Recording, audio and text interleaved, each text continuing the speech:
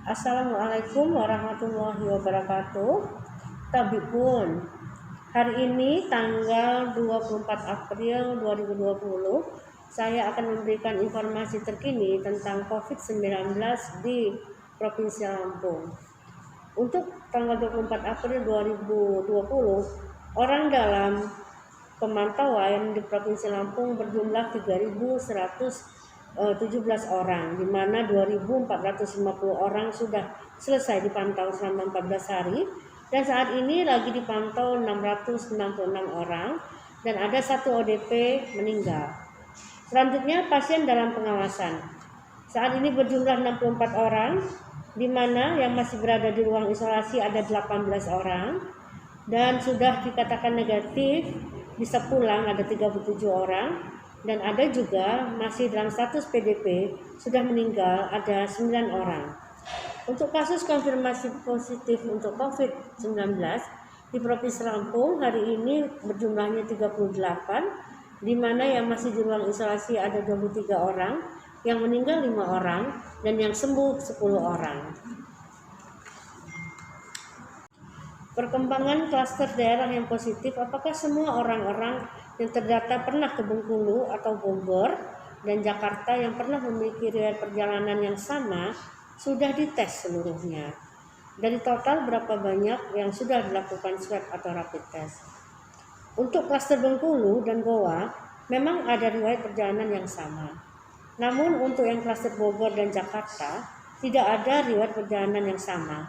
Akan tetapi hanya kontak erat kasus positif. Total yang sudah kami lakukan tracing untuk pemeriksaan rapid 145 orang, yang sedang dalam proses sebanyak 14 orang. Bandar Lampung dan Lampung Selatan jadi daerah terbanyak COVID-19 di Provinsi Lampung. Apakah ada hal khusus yang akan dilakukan melalui tim gugus tugas Pemda tersebut, dan bagaimana memastikan yang diisolasi di rumah benar-benar terpantau, karena tidak semua masyarakat mengetahui di mana lokasi pasien yang positif tersebut. Ya, untuk Bandar Lampung dan Lampung Selatan memang merupakan daerah perlintasan orang, ya. Jadi seperti Bandar Lampung tentu saja itu merupakan ibu kota daripada provinsi. Mungkin tempat orang berkumpul itu ada di ibu kota provinsi biasanya. Untuk dua hal kabupaten tersebut tentu hal khusus tidak ada yang harus dilakukan, namun diperkuat saja, lebih disiplin mungkin dalam melakukan jarak itu, menjaga jarak 1 meter, disiplin dalam social distancing maksudnya atau physical distancing, juga disiplin dalam tidak berkerumun, mendekati berkerumun orang, ya, dan juga harus menjaga stamina tubuh. Nah, mungkin kalau hal-hal ini lebih disosialisasikan, lalu lebih ditingkatkan untuk disiplinnya, mudah-mudahan memang bisa menekan angka kejadian COVID-19 di 2 kabupaten tersebut. Selanjutnya juga petugas surveillance puskesmas juga saat ini semuanya sedang melaksanakan tugas untuk memantau orang-orang yang ada di wilayah desa atau kelurahannya.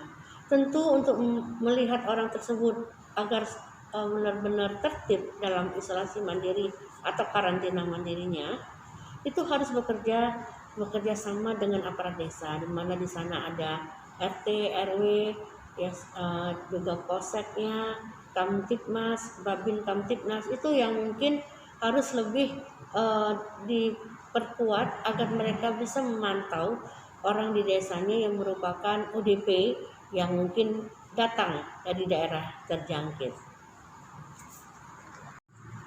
Bagaimana dengan pembuangan limbah medis seperti APD yang bekas pakai? Jika tidak diolah dengan baik, akan mengakibatkan dampak seperti apa? Pengelolaan limbah medis APD yang digunakan oleh petugas rumah sakit dilakukan sesuai dengan standar tim pencegahan dan pengendalian infeksi yang kita kenal dengan PPI. Itu timnya ada di rumah sakit yang bersangkutan, dan masing-masing rumah sakit juga sudah memiliki mesin pengolahan limbah medis. Jika limbah tidak dikelola dengan baik, maka akan mencemari lingkungan tentunya. Bahkan dapat juga menjadi sumber penularan dari berbagai penyakit bagi petugas maupun masyarakat. Jadi sekali lagi kami ingin menyampaikan, rumah sakit ada proses akreditasi, di mana dalam satu syarat akreditasi itu harus ada yang namanya tim untuk PPI, yaitu tim pencegahan dan pengendalian infeksi.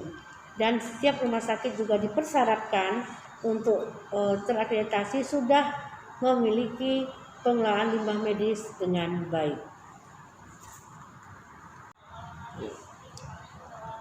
Hari ini kami ada penambahan 4 pasien dalam pengawasan, yaitu satu adalah perempuan usianya 10 bulan lagi dirawat di salah satu rumah sakit swasta di Bandar Lampung. Dan yang kedua ada perempuan juga 21 tahun lagi dirawat juga di rumah sakit swasta di Bandar Lampung. Dan yang ketiga ada laki-laki 21 tahun lagi dirawat di rumah sakit swasta di Lampung Tengah.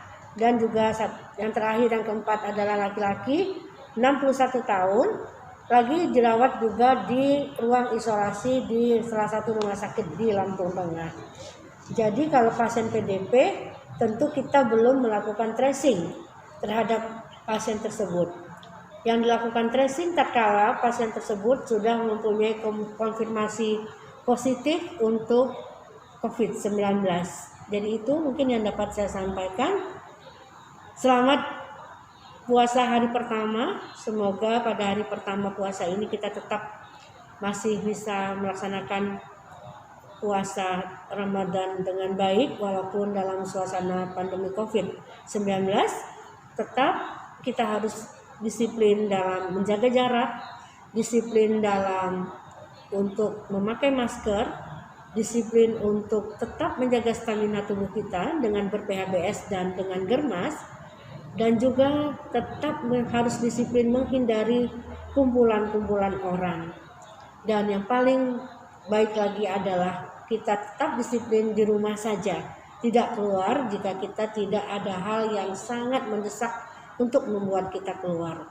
Insya Allah pandemi global COVID-19 ini secara gotong royong antara masyarakat dan pemerintah bisa kita lalui bersama-sama. Demikian, terima kasih.